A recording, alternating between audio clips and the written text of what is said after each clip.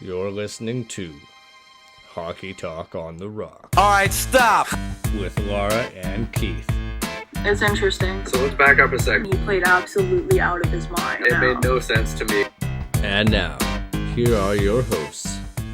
All right, we're back, and look at us in person doing Hockey Talk on the Rock, live on Salt Spring Island, episode number 35. Laura, I'm Keith, and today is Friday, May the 28th, and we're getting ready to watch Game 7 between Minnesota, as you can see right here, and Vegas, boo. And we're going to talk about a couple playoff series that have wrapped up since we talked last, and for once we're going to save ourselves and our few listeners the mental anguish of ripping on the Canucks immediately out on a bunch of things, because there's not a lot to talk about. No, not really much Canuck news. So that's Not a actually refreshing, I think. Very refreshing. Yeah. But yeah, a couple of playoff series wrapped up. The first one being Pittsburgh and New York Islanders. And the Islanders took out the Pens in 6 games, so Laura completely lost that one. But I don't know how much, surprise there is with it, because the Islanders over the past few years have shown they're a really good playoff team. They might not be exciting to watch, but they know how to win in the playoffs. And, again, I wouldn't be shocked if they beat Boston. I think It's going to be a good series. it should be fun, but it'll be a hard one to pick, I think, because I could see either one of those teams kind of coming out of that. And if they do make it to the conference finals, I think you really need to start talking about how good the Islanders actually are, because over the past few years, they might have gone the furthest the most, except for Tampa. Mm-hmm. It's pretty impressive, and that's all after their captain, John Tavares, left them. So, Right? yeah.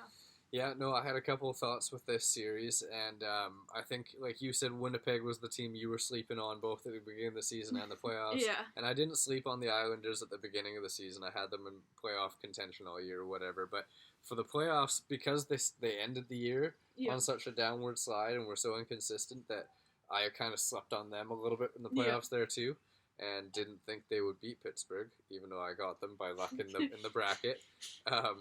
So, yeah, I think I've kind of, like you, regained faith, and I feel like the Islanders are the team I kind of thought they were at the beginning of the year, and like you say, if they beat Boston, I wouldn't be surprised at all. Yeah, and the other kind of big part, I guess, of this series, like the Pittsburgh series, was the play, or, I don't know, lack of play by Tristan Jarry, because he definitely cost them 2 games, Yeah, he For was the other sure. point I was going to bring up about the series, too. And yeah, it'll be very fascinating what Pittsburgh decides to do with their goaltending, and we've talked a lot about this before, but we think that there's going to be a lot of goalie movement in the offseason. The 2 names that I've heard linked to Pittsburgh are Jonathan Quick, because of the connection there from LA, Right? and who was the other one? I had them both, and they're both kind of weird. Oh, Fleury, because they went hard after him last summer, Right? and if they'd be willing to go after him again this year. So we'll see. Those are kind of the 2 rumored names right now. But Interesting. I could see a dark horse being one of the Columbus goalies. yeah, and the Columbus goalies have been heavily linked to Edmonton, evidently. But I think the price to get Korpisalo might be too high for both teams, but Merzlikins might be more of an option. But yeah, again, Pittsburgh finished off that season so strong, and then just kind of, didn't show up in the playoffs. Or I don't know if you can say they didn't show up. They got out goaltendered, basically. Yeah, And definitely. I'd be frustrated if I was a Pens fan, but I'm not, so it's okay. It is okay. I'm looking forward to the next round there. Boston, New York Islanders should be a good series. Yes. And I have to say, that also, final note, the fans in the Islanders Yeah. building was so awesome and huge.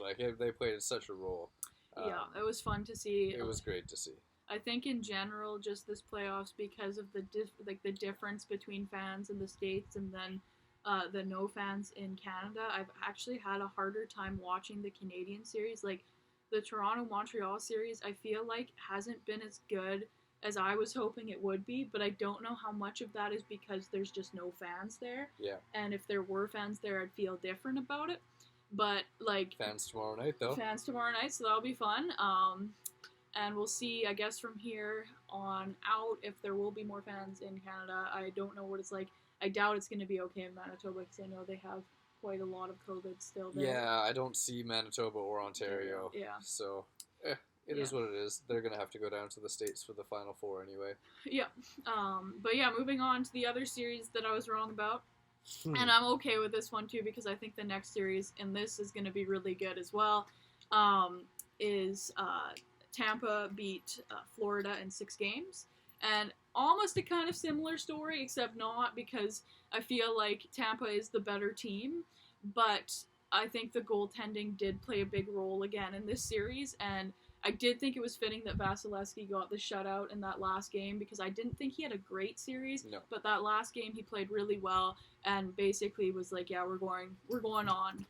And that team has been very impressive for the last 2 years. I don't think they've lost back-to-back games in the playoffs for the last 2 years, if I believe. Interesting. That's a good stat. It's a good stat, and it pretty much means you're going to win, right? So they're going to move on and play Carolina, which we'll get to in a second, but I'm very excited to watch that because I think that following up from the Florida battle, it might be as exciting, or it has the potential to be because Carolina has some good scoring as well, and I think they have a better defense core than Florida, so it should be a pretty good matchup.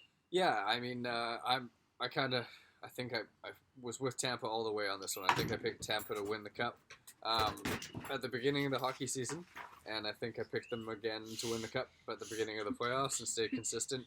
And I just didn't really lose faith. And Vasilevsky, like you say, didn't play great, but he was a big key factor in making sure they won. Got through, and Kucherov and Stamkos come back for the playoffs also were huge. Yeah, and Kucherov looks like insane. Yeah, he's leading the playoffs in points. It's crazy for someone who didn't play the whole season. So that I think the next round is going to be very similar to what we just saw. Like I think Carolina and Florida are very comparable.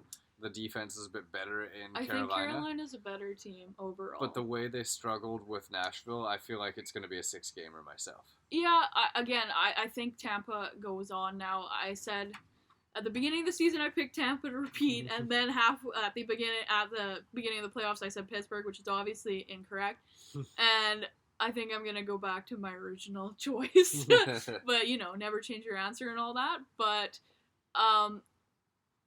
I think Carolina will be a good test for Tampa, or maybe I'm just hoping there's going to be a series where they really get kind of tested, because it still feels like from the beginning of last playoffs onto this one, they're just clearly the better team. Yeah. And, I loved that Florida series. I thought it was so much fun. So if this Carolina one is anything comparable, then I'll be excited. And like I said, I'm really hoping for a Tampa-Colorado final, because I think that would also be as exciting as all this. So, yeah. But Tampa looks really, really good. And that's basically all you can say. I know Hedman is quite badly hurt right now, and he's playing really well still. So that's the other one I wanted to point out, because, yeah, it's impressive, and they just have so much depth on that team. It's ridiculous, and I'm jealous. Basically. Yeah, and I mean, we've already talked about how they're playing Carolina next, so we can touch on their series against Nashville. Yeah. And I watched it quite a bit, and it was really exciting as well.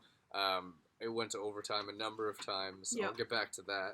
And it, even the last game I was watching, and I watched the game before it there too, with Toronto being down 3-1 in Montreal. Yeah. And I kind of felt like they were going to make the comeback, and they did, and went to overtime. And it was the same thing with Carolina. They were down 3-1 in the third, and I was like, I could go do something else, but I kind of feel like Carolina's going to pull this off, and they did. And it's been really entertaining, and I haven't looked it up. I meant to before we talked, but I think if you look at the amount of games in the first round that went to overtime so far this year, I bet you it's a record.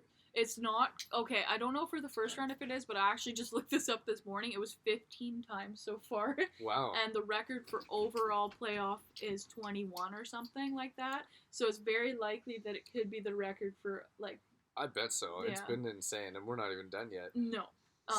But you got to think that, the numbers are going to go down just because there's going to be less games. Yeah. But I wouldn't be surprised if it breaks that record. So that is pretty cool. And yeah, I watched quite a bit of that series as well. I quite like watching Carolina play. They have a couple players that I really like. But I was impressed with Nashville. Again, I was impressed with Nashville for like the second half of the season, so it wasn't super surprising to me that it was close. Right. And especially UC Saros, like he basically won them 2 games in that series. Yeah, he was real impressive. He looked good. Like, not super surprised, but I'm excited for that series. I'm also excited for Boston, New York, so it looks like there'll be some good semifinals. I keep calling that the Eastern Conference because in my mind that's what it is. Me too. But in whatever that is. Yeah. And then we still have to figure out tonight who's going to move on from Minnesota and Vegas, and hoping for Minnesota. Me too. And then Toronto, Montreal tomorrow night, Game 6, as you mentioned, with fans in the building, will be fun as well. We'll see if Montreal stays alive for one more day. I have a feeling it ends tomorrow night, but happy to be proven wrong. But yeah, the thing I wanted to say about the Toronto series that I found kind of surprising so far is that the big guys for Toronto haven't been that noticeable. No. And I think that that's not going to play out well for Montreal in the next game. And if it goes to, then the next 2 games. But they've just been too quiet. It's kind of scary. So I agree, because the big game is coming soon. yeah. Yeah, so I mean, I don't have much more to touch on because, like you say, we just got to wait for a couple more series to wrap. I think you and I will do our bracket Yes. episode mini for the round 2 after the Vegas Minnesota game, either later tonight or tomorrow, because Boston and New York are starting the same day as Toronto and Montreal are playing Game 6. So it's kind of a new thing that we've actually touched on in the past about how the next round starting before the first round's over. And I know you're not a big fan of that. Yeah, I just like the completion. I don't mind it. I just kind of like knowing we're into round 2 now. It's just my brain, but it's okay. I'm better this year than I was last year. It took me a little while to get used to. So anyways, we'll be back soon. Very soon. Tonight, tomorrow. Yeah. One of those 2 days. To do our bracket challenge for the next round. And then wait for some news to happen, I guess, and then talk about the wrap-up of the final 2 series here in the first round sometime in the next week. So, yeah. Thanks a lot for listening, everybody. And, sneak preview that there'll be a new intro theme coming for our show very soon. It's exciting. So, something to look forward to for us, I guess. Okay. I think that's everything. All right. Thanks for listening. Hockey Talk on the Rock. Woo.